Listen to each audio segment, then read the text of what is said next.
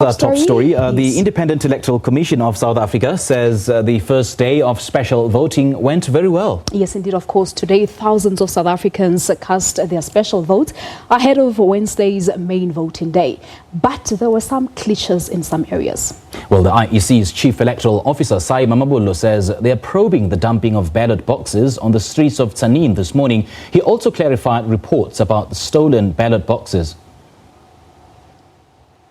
Let's first start by saying we started well overall, and this is giving us a good testing opportunity for Wednesday. Of course, one or two incidents that are regrettable. One in Limpopo where two ballot papers were torn apart, and the person were on their heels because they need to be held accountable for what they did. Similarly, in Khanyesa, one of our cars was burned down. And we are dealing with that situation because we want those people arrested. And perhaps it is opposite that we take the opportunity to say we will not tolerate any further such incidents tomorrow, neither will we do so on Wednesday. An election is about giving everyone who's on the voters' roll to express their political choices through the ballot paper. Well, for more on the first day of special voting, we joined from the IEC's Results Operations Centre in Pretoria by Dr. Nomsa Masuku. She's the Electoral Commission's Deputy Chief Electoral Officer. Dr. Masuku, a very good evening to you. Thank you so much for joining us. First of all, please bring us up to speed about the general overview of the entire election process on the first day of special voting. Good evening to all your viewers. Thank you very much for the opportunity to talk to everyone about today. As the CEO has already reported, the day went fairly well. It was a good dry run for the Electoral Commission. There were a few incidents as recounted by the Chief Electoral Officer, but generally, as we debriefed at 7 p.m. tonight, the sense that we have is that things went very well. Home visits, we are pushing those, and we're watching those to make sure that come the end of tomorrow, we have finished those. Now, there's the issue of the ballot boxes found in Tzaneen. Do we know at this point who is responsible for the loss of unassembled boxes? And if so, could it perhaps be an act of sabotage?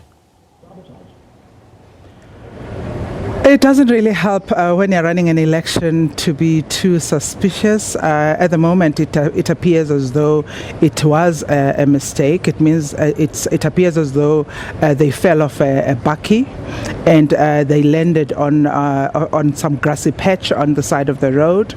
They were properly sealed. The boxes were unassembled. There's no reason to believe in sabotage at this moment. I would rather not think it was sabotage. It does appear to have all the hallmarks of an honest mistake. Now, we do understand now that the potential strike by workers affiliated to NEHAWU has now been averted. These workers have been in discussion and in negotiations with IEC for the past 3 years, and it seems that the IEC didn't take them seriously. It is only now that the IEC is now engaging with these workers and taking them seriously. Could it be that the IEC is only reactionary at the prospects of the disruptions of elections on Wednesday? Simply just a bit of a correction there. The issue of the organogram is not something that has happened 3 years ago at all. All the issues that you're talking about, they have happened in the past 12 months within the Electoral Commission, variously. But the one particular issue that was decided by the Electoral Commission in September of 2018. We had agreements with them, and the agreement that we have today is actually a reaffirmation of all the things that were agreed to in September of 2018. So the issue is not that the Electoral Commission is ignoring its workers. No, that is not the case.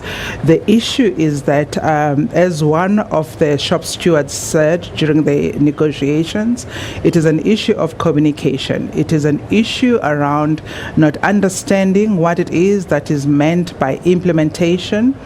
The Commission thought that it was clear enough when it made its ruling in September last year, but it appears as though there was a miscommunication about what we mean by implementation.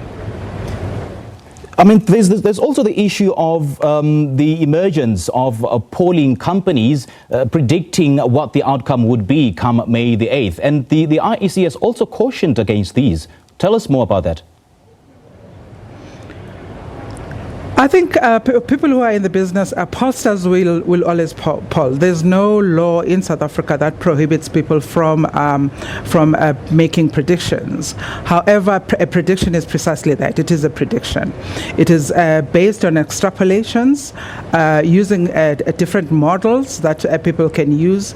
They vary from company to company, and they are some of them are more accurate than others. I need not remind you and all your viewers about some of the predictions that happened across the pond in an election in 2016 that proved to be incorrect. So as an election management body, we always caution against too much reliance on polls. They are good in terms of fueling the conversation, but they don't necessarily sometimes fall where we expect them to. And pension payments, will they be paid? Pension payments. I'm not aware of an issue about pension payments. Simpiwe, do you know something I don't? Well, because we understand that there's been some fears that some of the social grants might not be paid as a result of the holidays around Wednesday. Oh, I see what you mean. Okay. No, the work of the Electoral Commission will not interfere with the payment of grants. I am assuming that the department and the service providers that are responsible for paying out grants will not renege on their duty because of the election. So people will be able, I am assuming, I have not heard any report to the contrary, people that are expecting to be paid their grants should be paid their grants. And if anything is emerging that is contrary to what I know, I am assuming that the relevant department will let the Commission know, at which point we will help spread the message. But there's no reason technically for those pensions not to be paid as scheduled. And the issue of exorbitantly long queues, how is the IEC going to solve that? What is it that the IEC is going to do differently this year? Okay. Now, there is instances where we've got long queues that are almost incurable. The first reason is there's one particular station here in Johannesburg, for example, that has many registered voters. But what we have as Electoral Commission, we have what is called streams. We call them streams, or they're called voting centers. So you have one voting station. It is then subdivided into what we would normally call streams, which allows us to process more people than you normally would if you had a single stream. So they would be broken, the voters' roll would be broken alphabetically. It allows us to process those ones.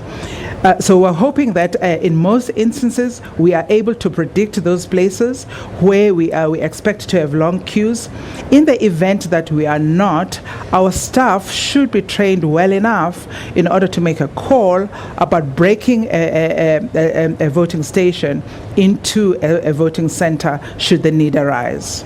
Dr. Masuku, thank you so much for joining us. We appreciate your time. That was IEC Commissioner Dr. Nomsa Masuku speaking to us from our SABC studios at the IEC Results Operations Center in Pretoria.